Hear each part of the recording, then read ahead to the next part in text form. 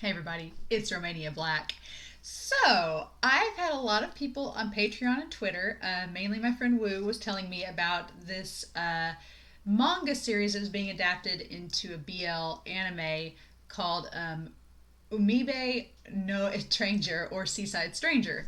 And so I know nothing about it, but I have been, as I've said in a couple other videos on here, I've been looking for some like really short anime, like maybe 50 minutes to an hour, like I did Yes, No, or Maybe back in February. So, or at the start of the month for Valentine's Day, I did Yes, No, Maybe. So, and I've done Twittering Birds. So, I'm like, I'm all about seeing some anime movies that are like just short and like not a big series. And so, this Umibe no Etranger, Seaside Stranger, I was like, oh, that'll be kind of cool. That'll be fun. And I've seen the preview for it. I don't really get what it's about other than these two characters like coming together at this house during the summer. It looks like it's a seaside home, but the animation is gorgeous. And I've heard that it's really sweet and really wholesome.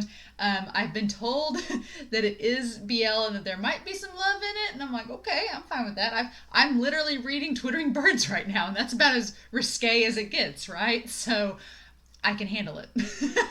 But it looked really good. So I was like, I want to watch this and then put it out here. So this is just something that was on my radar and it just happened to fall at a time where I could watch it. So yeah, that's why I'm watching and reviewing it. So I'm really curious to see what all it's about. Like I said, I don't really know the manga at all. I don't know anything about the story, so I'll be going into this blind. So yay. But I'm sure there'll be lots of stuff to talk about. So, in any case, it's only 58 minutes long, so it's just an hour. Should be fun. But thank you, Woo, for recommending this. And I found the download of it. Obviously, if you can support it, please do. So I'm kind of tinting out the reaction here if you can support it. But yes. So we're going to watch Seaside Stranger here, and I'm pretty excited. So we'll see. Let's start this here in three, two, one. Let's go.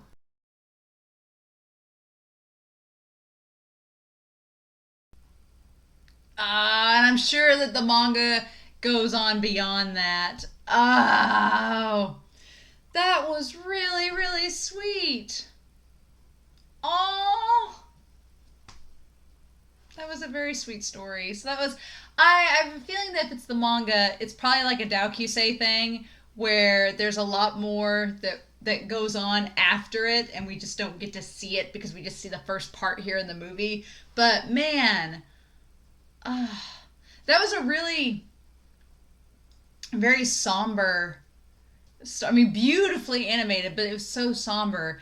But just the idea of these two and the idea of that much time passing by and there not being that communication, and then suddenly Mio's back in Shun's life, and Shun's like, look, a lot of stuff's happened while you've been gone, and I've had to kind of work with it, so here's the thing. Oh, that was really, really sweet.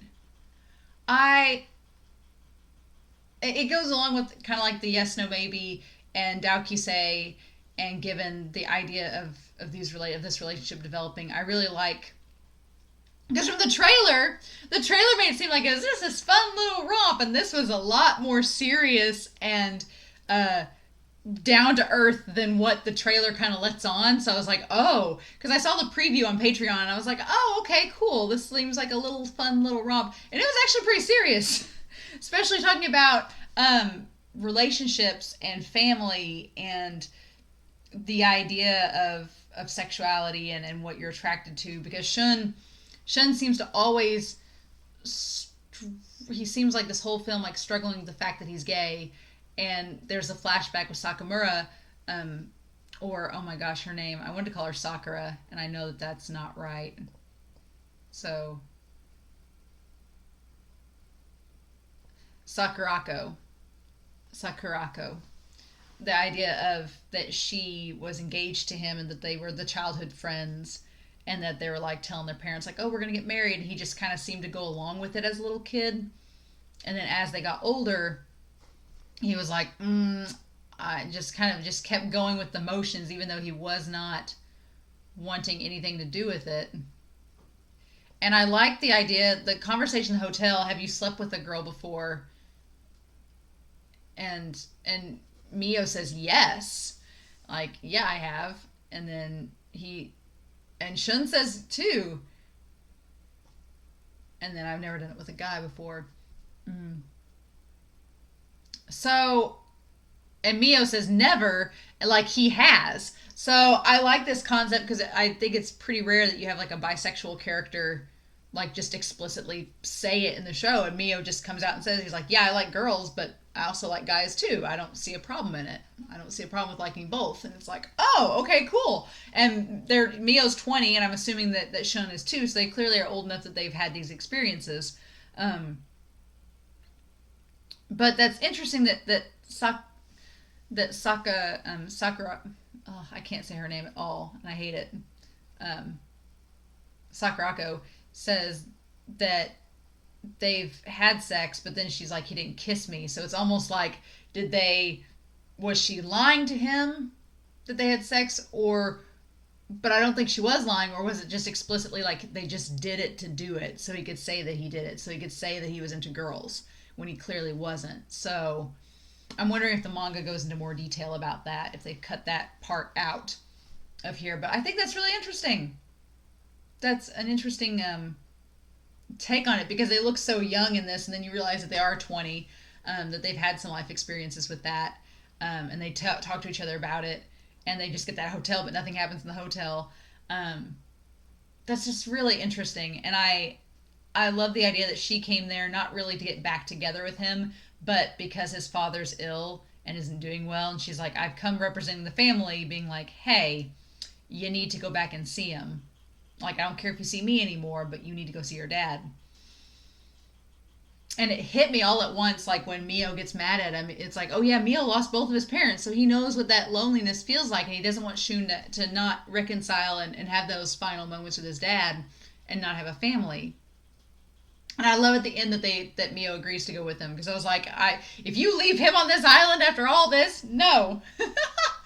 But just the atmosphere, the ambiance, the animation was gorgeous, and it's just a sweet little story about these two characters that had a quick bond, were separated for 3 years, and then came back together and had to reforge that relationship and relearn about each other and be okay with each other. And Shun clearly has been molded by his environment to think that his homosexuality is a problem, whereas Mio clearly is not bothered by it, and so he's like, it's fine. And so that had these characters having to come to terms with that. It's just really good. It's just really good.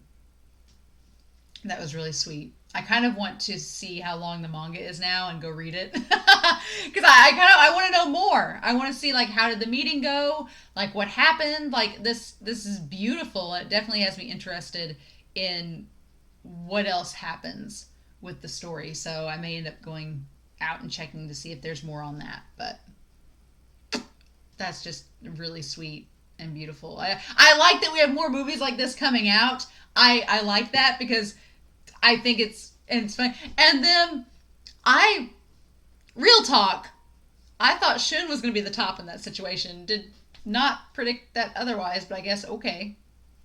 I'm fine with that. That just surprised me. I was like, oh, okay, you're going to be bottom in that scenario? Okay, cool. All right. Works. But I guess you guys could switch off. I don't know. But yeah, that was